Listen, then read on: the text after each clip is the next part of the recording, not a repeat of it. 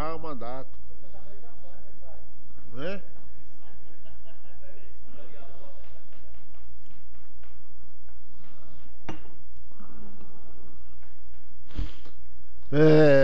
Senhoras e senhores, bom dia. Estamos iniciando a 85ª reunião pública da Câmara Setorial de Transporte da GR, sessão regulatória extraordinária, de 12/4/2013, às 9 horas, no auditório Augusto Brandão Cunha, 13º andar, Avenida Goiás, 305, Goiânia. Para anunciar a pauta, convoca a secretária executiva, Terezinha. Item 1, apresentação. Item 2, apresentação e discussão da ata da 84ª reunião pública ordinária. A quarta é a quinta. Quarta. Não é aqui. Aqui é quarta mesmo. Porque aqui o senhor já falou, eu estou falando já dos pontos principais de pauta. Ah, tá. Reunião pública ordinária. É da ata. É. Datada de 5/4/2013, da Câmara Setorial de Transportes. Item 3, apresentação e discussão de processos com defesas a serem relatados pelo conselheiro José Eduardo dos Santos. Item 4, apresentação de processos sem defesas, com defesa sem representação legal e com defesa intempestiva, encaminhados pelo conselheiro José Eduardo dos Santos.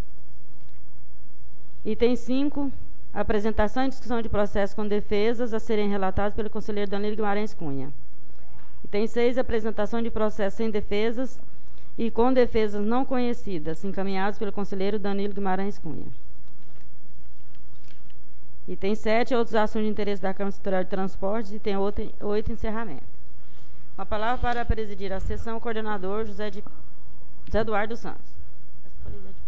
Vamos então para o item 2 na pauta de hoje, que é a apresentação e discussão da ata da 84ª reunião pública ordinária de 5/4/2013. Alguém tem alguma observação, alteração, restrição à ata?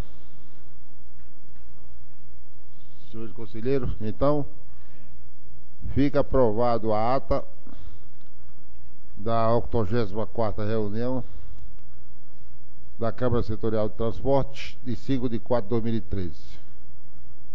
Item 3, apresentação e discussão dos processos com defesa, serem relatado pelo conselheiro José Eduardo dos Santos.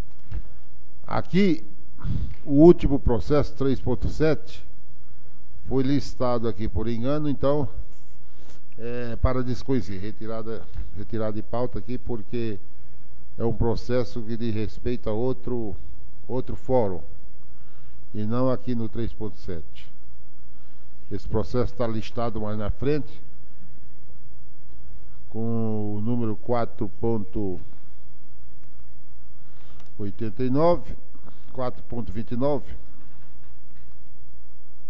que é um processo com defesa sem representação, que vai ser enviado ao Conselho, não à Câmara. Então, do item 3.1 ao item 3.6, são processos com defesa da taxa de regulação, controle e fiscalização. A posição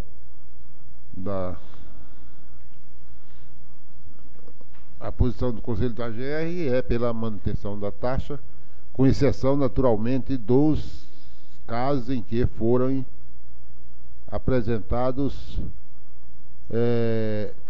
ações judiciais do tipo...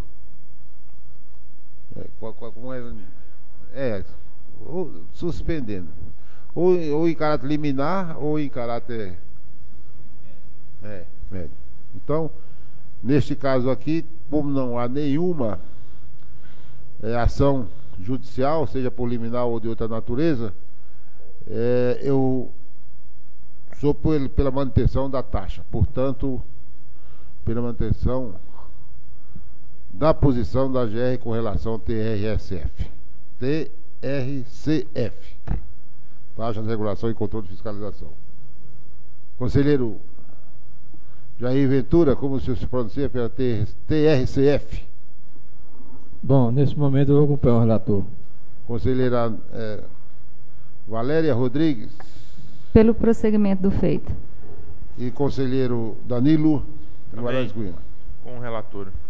O conselheiro Vilmar Dias da Silva, por razões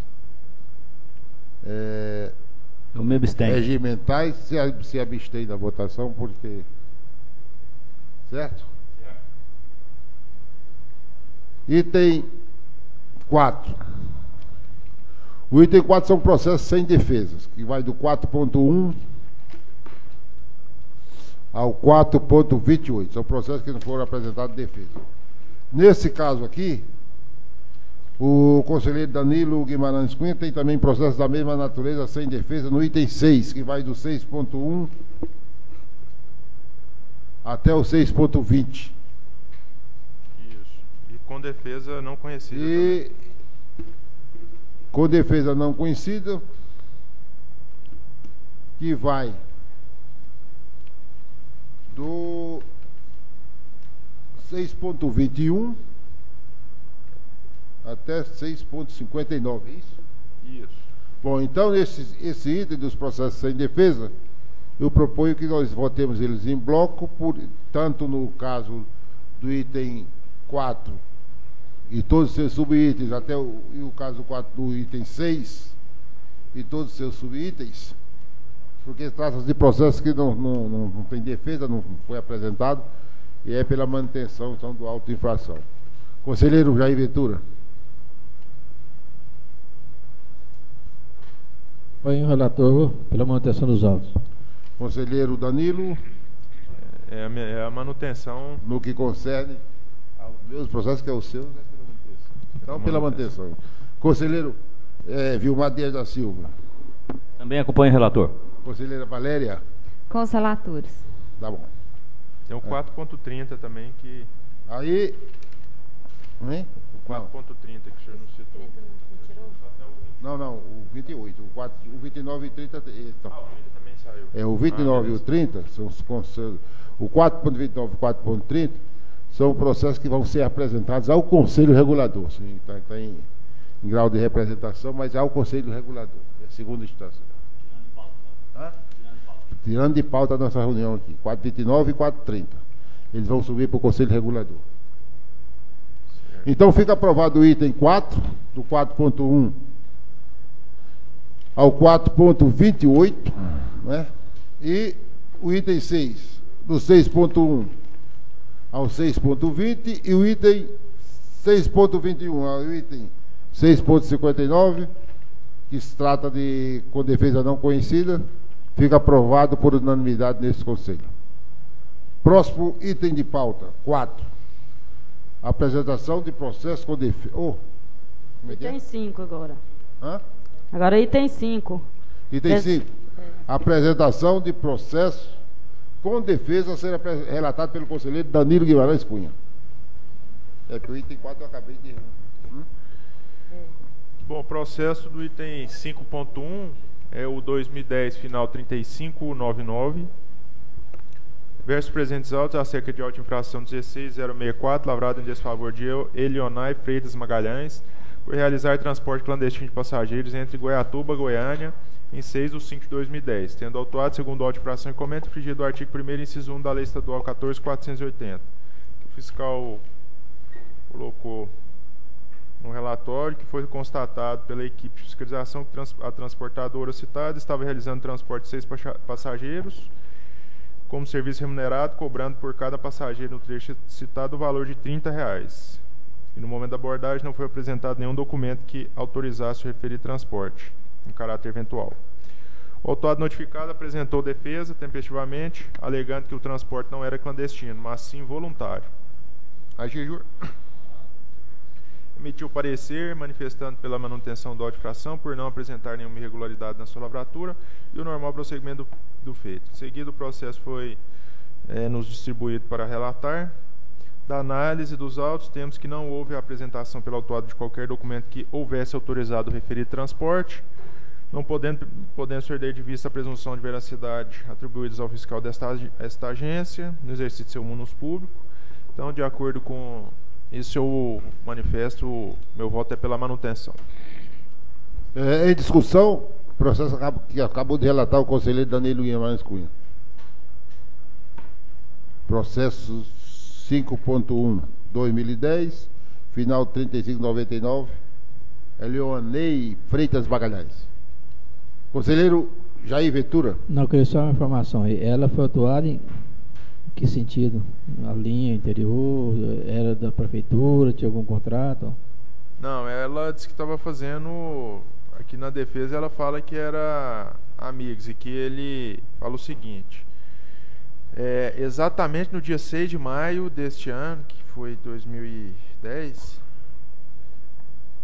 data da ocorrência do fato, o articulante conduziu 2 ou 3 pessoas de Goiatuba até Goiânia para tratamento médico, sem qualquer contraprestação pelo transporte. Repita-se, o articulante é por demais conhecido nesta cidade como Carinhoso, sempre socorrendo as pessoas doentes de sua comunidade para encaminhá-las aos respectivos locais de tratamento de saúde. É a defesa dele. Não, porque a gente fez essa pergunta, que geralmente a cidade interior, quando às vezes não tem um transporte mais rápido, então tem pessoas que fazem esse tipo de serviço mesmo, ajudar as pessoas. Então por isso que eu fiz essa pergunta. Que talvez realmente ele está falando a verdade, né? 6 passageiros na D20. 6 pessoas no D20. 6 pessoas com motorista? Deve ser, não fala não. Fala 6 pessoas, D20. Vocês estão transportando, realizado o transporte de 6 passageiros. 6 passageiros. Motorista não é... Deve ser. 4, 3. Não é 7 pessoas. Eles descontam o motorista. Quanto conta? Você vê que cabe 7 mesmo. E qual o voto do senhor relator? Bom, presidente, o conselheiro, o coordenador, tendo em vista o transporte intermunicipal sem autorização de passageiros e aqui o relatório fiscal que diz que os passageiros estavam pagando R$30, eu voto pela manutenção. Conselheiro Jair Ventura. É uma posição que eu tenho que tomar, mas a gente tem que acreditar e o fiscal tem fé pública. Eu vou acompanhar o relator. Conselheira Valéria Rodrigues. Com o relator pela manutenção. Conselheiro Conselheiro Vilmar Dias da Silva. Como ele não conseguiu fazer prova em contrário, eu vou acompanhar o relator. Então, fica aprovado por unanimidade o relato do conselheiro Danilo Guimarães Guia sobre o item 5.1. Item 5.2. Bom, 5.2, o processo 2010, final 4073, versus presentes autos, acerca de auto-infração, número 202/76, lavrada em desfavor de Julimar Martins de Souza por realizar transporte clandestino de passageiros entre Varjão a Acreúna, em 23/5/2010, tendo autuado, segundo a auto-infração e comenta, infringido o artigo 1º, inciso 1 da Lei Estadual 14.480. O autuado notificado apresentou defesa, acompanhada de documentos, as folhas 9 seguintes, tempestivamente, alegando que o transporte não era clandestino, pois possuía contrato de locação com a Prefeitura Municipal de Varjão para o transporte escolar de alunos da rede municipal de ensino. A GEJU emitiu parecer, manifestando-se pela manutenção do auto-infração por não apresentar nenhuma irregularidade na sua lavratura e o normal prosseguimento do feito. Seguido, o processo foi encaminhado à Câmara Setorial de Transportes, da AGR, para julgamento e distribuído a este conselheiro para relatá-los. Da análise dos autos, temos que houve a realização do transporte intermunicipal de passageiros, não sendo apresentado qualquer documento que houvesse autorizado o referido transporte, caracterizando como por conseguinte a incidência do artigo 1º, inciso 1 da Lei 14.480. Com todo exposto, não podemos perder de vista a presunção de veracidade atribuída ao fiscal desta agência no exercício de seu munus público, quando da efetivação da fiscalização e lavratura do auto-infração e cometa, só é lidida com prova em contrário, ônus imputado ao autuado e do qual o mesmo não se desincumbiu. Assim, haja vista a inexistência de qualquer argumento jurídico que pudesse ensejar a anulação do auto-infração e cometa, temos que ficou caracterizada a realização do transporte de passageiros nos termos do artigo 1º, inciso 1 da 14.480, restando legítima a autuação imposta. Pelo exposto, haja visto que consta dos autos, especialmente o parecer da gerência jurídica, voto pela manutenção do auto-infração 202/76. Voto é o relatório e voto. Conselheiro Jair Ventura. Com o relator pela manutenção do auto. Conselheira Valéria Rodrigues. Com o relator. Conselheiro Vilmar Dias da Silva, por favor. Aprovado por unanimidade. Próximo. É o item 5.3. 2010, final 8524. Carlúcio José de Souza, interessado. Processo 2010, final 8524. Versos presentes autos.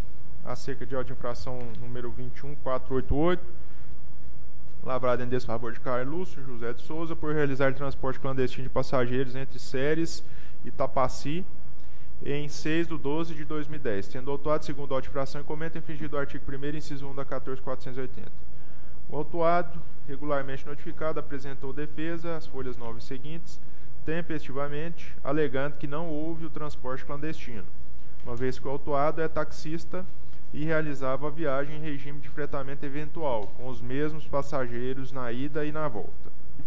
A GEJU emitiu parecer às folhas 14 e 15, manifestando-se pela manutenção do auto de infração por não apresentar nenhuma irregularidade na sua lavratura e o normal prosseguimento do feito. Seguido o processo, foi encaminhado à Câmara Setorial de Transporte da GE para julgamento e distribuído a esse conselheiro para relatá-los. Análise dos autos, temos que não houve a apresentação pelo autuado de qualquer documento que houvesse autorizado o referido transporte intermunicipal de passageiros. Não podemos perder de vista a presunção de veracidade atribuída ao fiscal no seu munus público. Essa é uma situação bem complicada, viu, o seu coordenador? Que é aquela velha situação de táxi. Até onde que pode ir a fé pública aqui do fiscal. Aqui o fiscal coloca o seguinte: conduzido pelo mesmo, né, o Carlúcio, vindo do município de Ceres a Itapaci, transportando 4 passageiros. Infringido o artigo 1º, inciso 1. Realizar transporte clandestino remunerado de passageiros sem prévia autorização. Aí aqui nos passageiros envolvidos, ele coloca o nome e o RG dos 4, estando como passageiros entre as cidades de Ceres e Itapaci, pagando pela viagem o valor de R$10.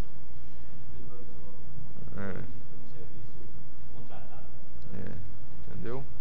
E aí fica nessa situação, né? Até onde que o táxi... Porque tem uma lei também, não sei de qual época que a gente tem até que verificar, que fala que considera-se transporte não clandestino o transporte realizado por táxi, desde que na volta esteja com um passageiro. Ou vazio ou mesmo os mesmos passageiros. Nós até fala esquisito, ficou esquisita a lei, fala o mesmo, não é os mesmos, não são os mesmos, fala o mesmo. Aí se ele, vamos supor, que ele contratou para ir de tal lugar para tal lugar aí. Aí o fiscal pegou, ele não sei se está retornando ou se está indo, nesse caso aí. Se ele estiver retornando com 4, não é o mesmo. Mas se jogar pela lei, o táxi lotação é permitido hoje. Não, mas é permitido desde que seja a origem e destino o mesmo passageiro. Pois não, contratou... Origem e destino, destino e origem. A lei ficou esquisita por causa disso, porque a lei fala o seguinte, contratou, levando esses 4. Aí para voltar tem que estar o mesmo passageiro. Só que você tem que subentender que o mesmo seria os mesmos. Os mesmos passageiros. Porque não tem lógica. Mas aí não fica caracterizado isso, né? Isso que a gente não sabe. Sim, porque mas o fiscal, aí quando está aborda, caracterizado que é um transporte clandestino porque ele cobrou individualmente. Quer dizer, o táxi é uma corrida individual. Mas eu estou falando assim, que precisa até de regulamentar essa lei. Porque como que a fiscalização vai saber que são os mesmos que estão voltando? Se ele não tiver uma autorização da GR, com o nome das pessoas que podem fazer a viagem, como que o fiscal vai constatar que aquelas pessoas são as mesmas que estão voltando? E estão voltando. Então, essa lei também depende de uma regulamentação. Nós não estamos acatando isso, a lei. Mas esse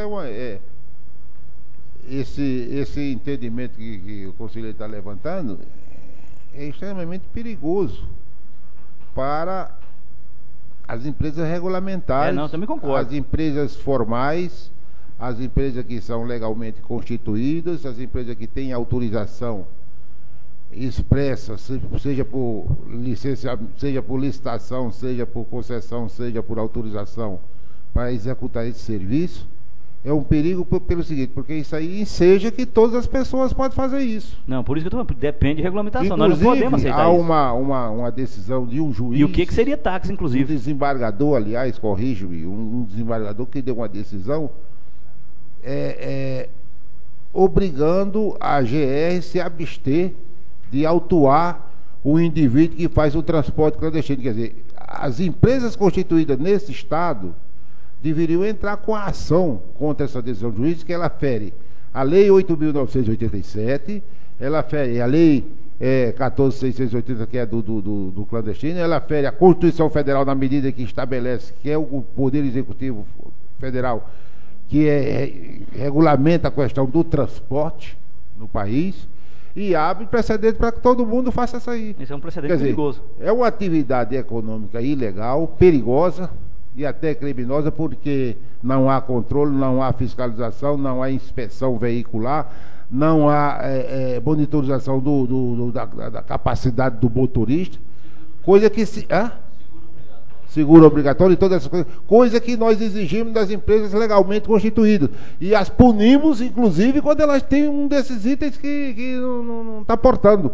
Nós aqui já centenas de processos que nós votamos aqui contra empresas regulamentares, legais, constituídas, porque faltou um desses itens aí qualquer. Não porta isso, não porta aquilo, está sendo punida. E aí vem o clandestino com todo o direito de transitar sem dar satisfação a ninguém. Quer dizer, eu acho que o sindicato das empresas transportadoras de passageiros deveriam entrar com ação contra essa decisão aí, porque isso, além de ser um prejuízo econômico, financeiro para as empresas, é também uma desmoralização da atividade. Ora, que coisa é essa que o transporte agora pode ser exercido por qualquer um, em qualquer circunstância, sem nenhum tipo de controle, quer dizer, e sem que o órgão público possa fiscalizar. Se estabelece duas medidas, quer dizer, eu vou fiscalizar a empresa legalmente constituída, que paga impostos, tem os seus funcionários registrados, que tem seu motorista credenciado e autorizado a trafegar com aquele tipo de serviço, e comparar isso e dar o privilégio para o outro que não tem nada disso. Não, concordo com o posicionamento do conselheiro, inclusive nós estamos analisando isso aí, só adiantando, e com relação a essa lei do táxi, nós até entendemos que é uma lei inconstitucional, do jeito que ela foi editada. Nós não defendemos a aplicação da lei, não. Nós temos que, se for aplicar... longe de mim dizer que você está defendendo isso. Estou dizendo que é o seguinte, a tese que você está levantando, você levantou uma tese. Eu estou levantando... Não, estou discutindo o que com relação a uma brecha da lei. Isso. Você levantou uma tese, que eu estou dizendo que é perigosíssima, inclusive o transporte regular. Isso. Porque isso enseja prejuízos incalculáveis para quem tem uma empresa constituída, legalmente estabelecida, e que passou por um processo de concessão, autorização ou cessão de direito para exercer essa atividade, e vendo sendo minada por clandestinos, por pessoas irresponsáveis, inclusive que não tem nem habilidade para isso.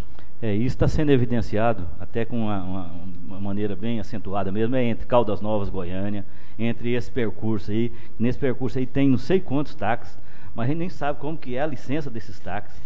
Se a gente for acatar um trem desse, o cara, mesmo sendo táxi, licenciado, porque os táxis hoje são licenciados pelas prefeituras. E pressupõe que seja dentro do município. Pois pressupõe que seja dentro do município. Pressupõe não. A licença. A prefeitura não, porque ela não fala, né? A licença não fala. Fora do município. Não teria competência. Na jurisdição de outro município é o Estado. Ela não teria competência. Mas eu acho também, eu não sou impedido, por exemplo, de contratar um táxi. Eu quero ir lá em Brasília, contratar um táxi aqui para ir lá em Brasília e não poder. Eu quero fazer um serviço urgente, não quero ir de ônibus, quero contratar um táxi, eu não posso. Dentro da atual conjuntura hoje, nós não temos legislação que permite fazer isso. Para eu contratar um táxi e sair de um município para outro. Por isso que eu estou falando que pressupõe. Pressupõe que, como o táxi é licenciado aqui dentro de Goiânia, seria dentro do município de Goiânia. Mas eles fazem, eles vão para Aparecida, eles vão para... Todo táxi aí sai, extrapola os limites do município. Então, como existe essa lei, e a lei fala o transporte intermunicipal, que considera não clandestino. Nós entendemos que essa lei é inconstitucional e que isso tem que ser até regulamentado, se for o caso, para considerar, para continuar aplicando. Ou senão, não permitir. Mas é muito difícil a gente também não aceitar. Contratar eu quero ir lá em Anápolis, eu não poder contratar um táxi.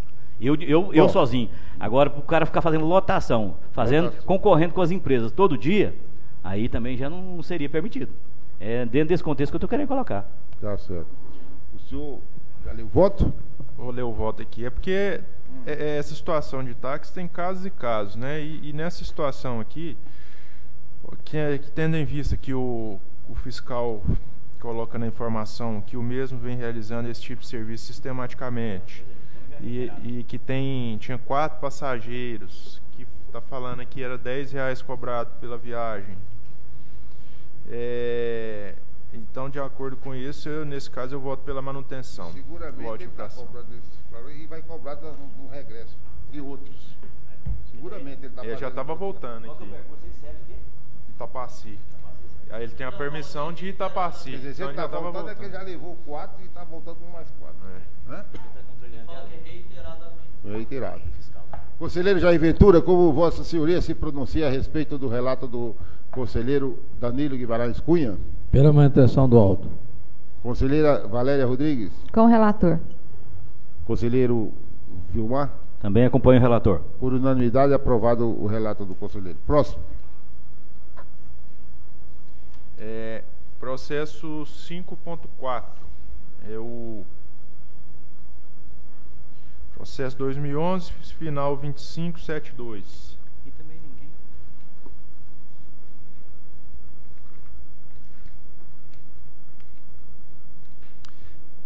Só para a gente ver esse negócio de táxi, tanto que é complicado, na reunião essa semana do conselho teve um processo também. O motorista, o permissionário, faz Cocalzinho Anápolis Cocalzinho. Ele tem 3 folhas de reincidência, assim, ó, 3 folhas de reincidência. Ele faz sistematicamente Anápolis Cocalzinho, interpretando como a lei autoriza ele. Só que a fiscalização está vendo que ele está fazendo clandestino e pega como se fosse uma linha mesmo. Pega passageiro de Cocalzinho para ir para Anápolis, chega lá em Anápolis, faz aquele, pega todo mundo de volta, que outras pessoas para voltar para Cocalzinho, está fazendo uma linha sistemática intermunicipal, usando como serviço de táxi. É difícil, né? Mas por mais que a gente observe o aspecto social da atividade, a importância econômica individual, isso não pode ser permitido de jeito nenhum. Isso é um risco enorme para o usuário que não tem consciência dessa coisa. E a responsabilidade do Estado, ela não pode ser negligenciada. Quer dizer, o Estado, em qualquer circunstância, vai ser o responsável por isso. Se houver morte, acidentado.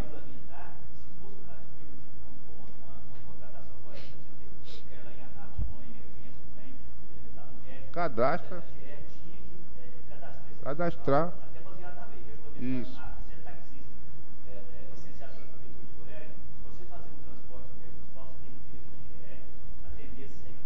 Exatamente. Aí eu vou dizer que você viajar, eu vou te dar uma licença. Aí sim, aí poderia autorizar. Mas tem que ser o caso bem estudado mesmo.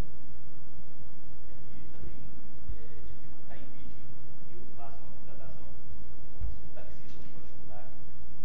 Pega alugar um carro, caminhar em Anápolis, está um acidente, uma emergência, eu acho que também não seria. Não, e reiteradamente eles estão fazendo, inclusive, concorrência desleal com as empresas nas redondezas dos terminais rodoviários. Então, aí aliciando o passageiro. Até lá dentro do terminal, fica aliciando, vamos lá fora que você paga mais. Pois é. Conselheiro relator, por favor. 5.4. O processo 5.4, 2011, final 2572. Bom, versus presentes autos, acerca de auto de infração 201.13, lavrado em desfavor da empresa Brilhante Locadora de Veículos Limitada, em face do relatório de fiscalização número tal, por não portar no veículo durante a viagem o comprovante de vínculo do motorista com a autorizatária, no percurso Goiânia-Mozarlândia. em 21/4/2011, tendo a empresa, segundo a auto-infração, infringido o artigo 53, inciso 9 da Resolução 05. Notificada, a empresa supracitada apresentou defesa e documentos, as folhas 9 seguintes, dentro do prazo legal, alegando que o motorista possuía vínculo empregatício com a autuada. A gerência jurídica manifestou-se pela manutenção do auto-infração e o normal prosseguimento do feito. Em seguida, o processo foi encaminhado à Câmara Setorial de Transportes da GE para julgamento e distribuído a este conselheiro para relatá-los. Especificamente no concernente ao mérito da defesa, o seu conteúdo propriamente dito não trouxe qualquer elemento que justifique a anulação do auto-infração. Vale destacar que a comprovação de vínculo dos motoristas com a detentora do certificado de registro cadastral é documento de porte obrigatório, conforme o artigo 32, inciso 7 da Resolução 05, devendo obrigatoriamente constar do veículo quando da viagem. Assim, tendo em vista o exposto, bem como a presunção de veracidade dos atos praticados pelo fiscal, temos que não trouxe autuada nos argumentos de sua defesa fundamentação para a anulação do auto-infração. Pelo exposto, haja visto que consta dos autos, especialmente o parecer da gerência jurídica, voto pela manutenção da auto-infração 201/13. Conselheiro Jair Ventura de Araújo, como se pronuncia a respeito do item 5.4? Eu queria fazer a pergunta para o conselheiro Danilo. Danilo, esse documento porte obrigatório que cita aí, o que está acontecendo para mim? É uniforme, é o crachá, ou ele não tem um contrato? O vínculo é o... Não, porque o porte obrigatório tem vários... Nesse caso aqui, o fiscal colocou o seguinte, não portar no veículo durante a viagem o comprovante de vínculo do motorista com a autorizatária. Não portava nenhum.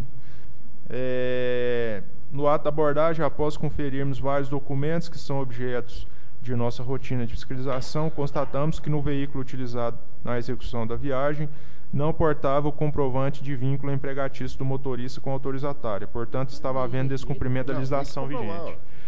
Pegou o motorista, não sabia se era funcionário, se era... Se nós exigirmos isso da empresa regular, tem que exigir de todo mundo.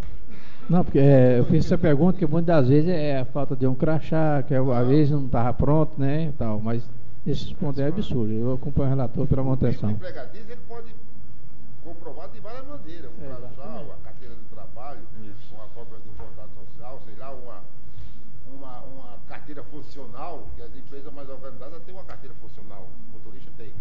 Mas aí, quer dizer, o que significa? Que estão pegando qualquer motorista que sabe-se lá se o motorista... Vai cumprir esse horário.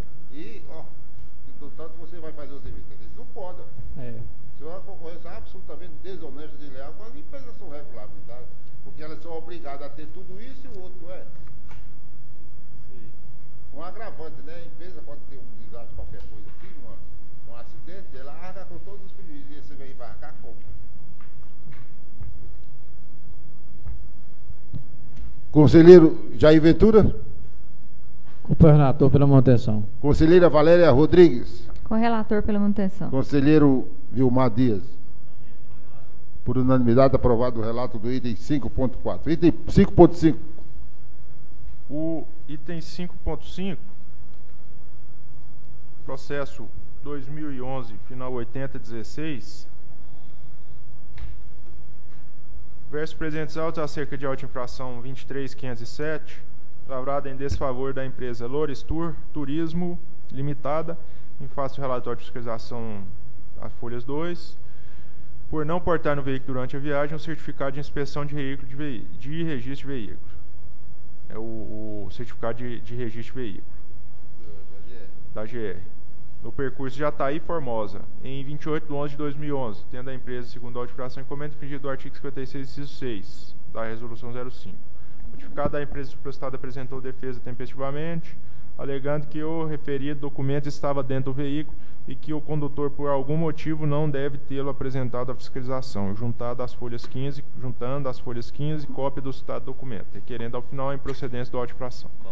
A SUPAI, em parecer, manifestou pela manutenção do auto-infração ante a ausência de qualquer irregularidade na lavratura e no normal prosseguimento do feito, restando tal posicionamento acatado pela gerente jurídica as folhas 20 dos autos.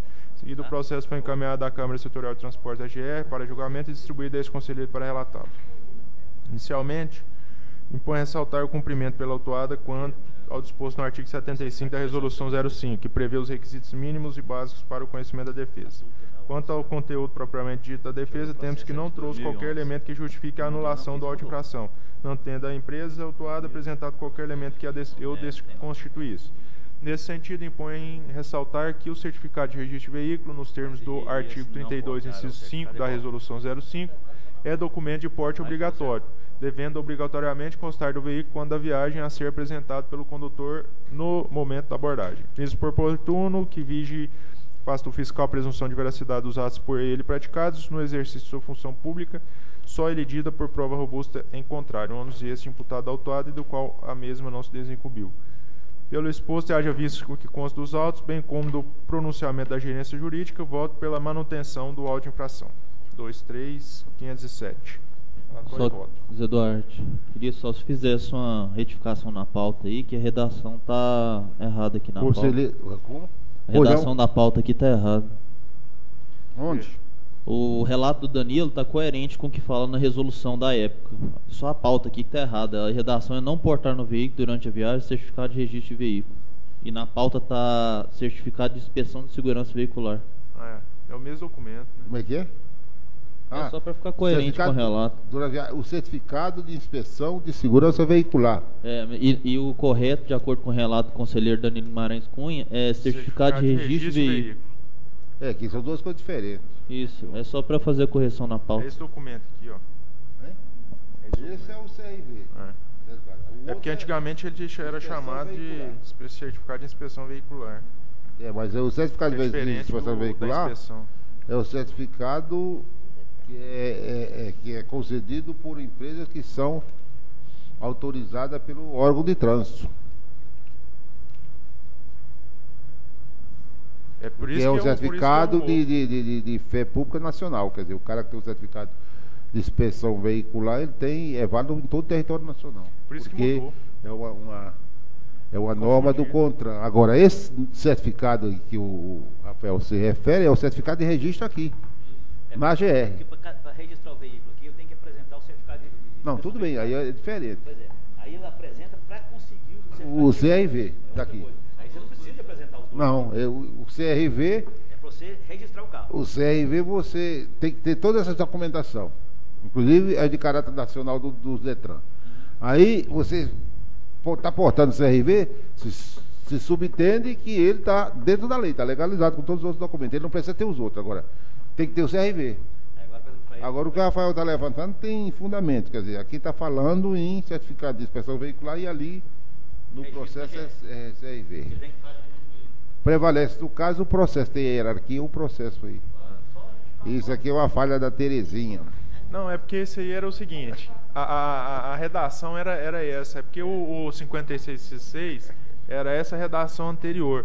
E esse certificado de inspeção, eu estava até conversando com a Cristina ontem, da fiscalização, esse certificado de inspeção de segurança veicular, do 5616, na verdade era o certificado de registro de veículo, é porque ele tinha esse nome na resolução erroneamente.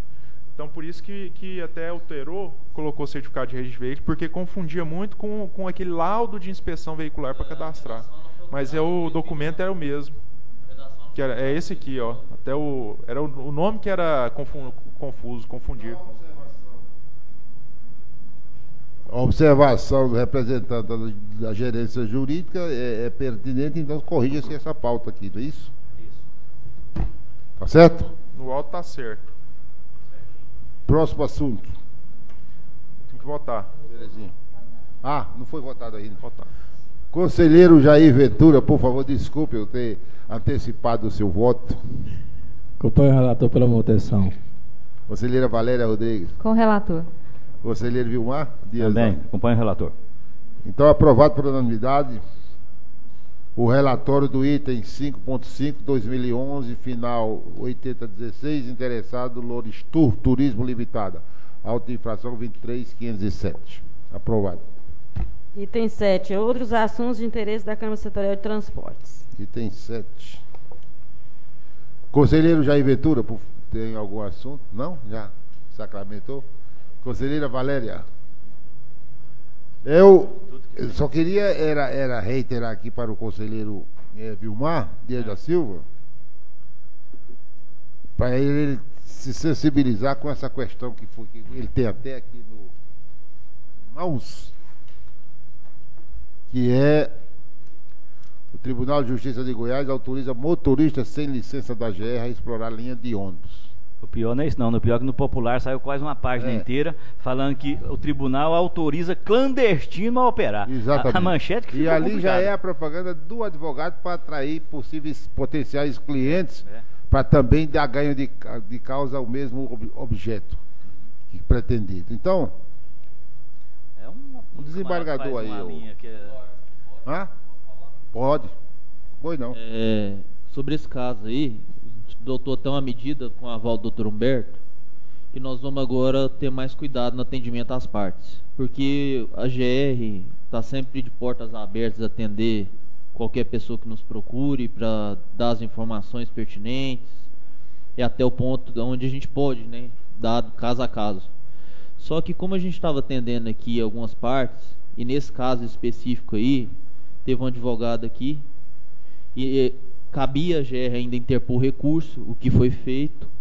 Só que no momento que ele nos procurou, nós falamos, olha, nós vamos lançar a mão dos recursos que a gente ainda tem direito de interpor, e o senhor, claro, que pode lançar a mão dos seus também. O direito nos permite isso. E foi só isso que foi falado. E o que ele saiu daqui falando? Chegou lá no juiz e falou assim, não, a gerência jurídica falou que não vai cumprir a ordem do senhor. O que foi bem diferente do que foi falado. Então, para não gere isso, que foi até o que o conselheiro José Eduardo está falando, para que não fique gerando essas informações diversas, nós vamos tomar mais cuidado com isso, porque essas informações aí acabam manchando um trabalho que vem sendo muito bem feito aqui pela GR.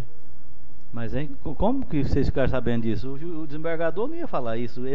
Como é que vocês sabem que ele falou isso pro desembargador? Não, a gente soube pelos bastidores aí que o advogado chegou lá falando que a GR não ia cumprir a decisão do juiz.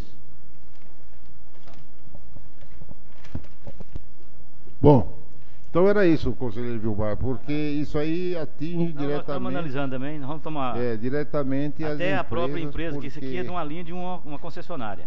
Só que fala aqui que é aquele tipo de serviço que está paralisado. Isso. É uma estrada de chão, aí o camarada opera, dizendo... Agora está relatado aqui. É possível até, eu não sei, mas é possível até que se a empresa paralisou essa linha sem autorização, tenha sido punida por isso. Quer dizer, a empresa regular é punida. E o cara tem a licença dada para o desembargador para fazer o serviço? Ele está até usurpando competência que não é dele. Exatamente. Por essa razão é que eu faço esse apelo a Vossa Senhoria para levar esse assunto à pertinência da direção das empresas, no caso do sindicato, para que haja uma manifestação a respeito dessa coisa. Né? Então tá bom. Senhor relator da Câmara Setorial, o senhor tem algum assunto para o item 7? Também como Jair Ventura? Senhor Vilmar Dias da Silva, alguma... senhor representante da gerência jurídica, algum assunto do item 7? Não. Então, nós damos por encerrada a reunião, a 85ª reunião pública da Câmara Setorial de Transporte da GR, sessão regulatória extraordinária de 12 de 4 de 2013, no auditório Augusto Brandão Cunha. Agradeço.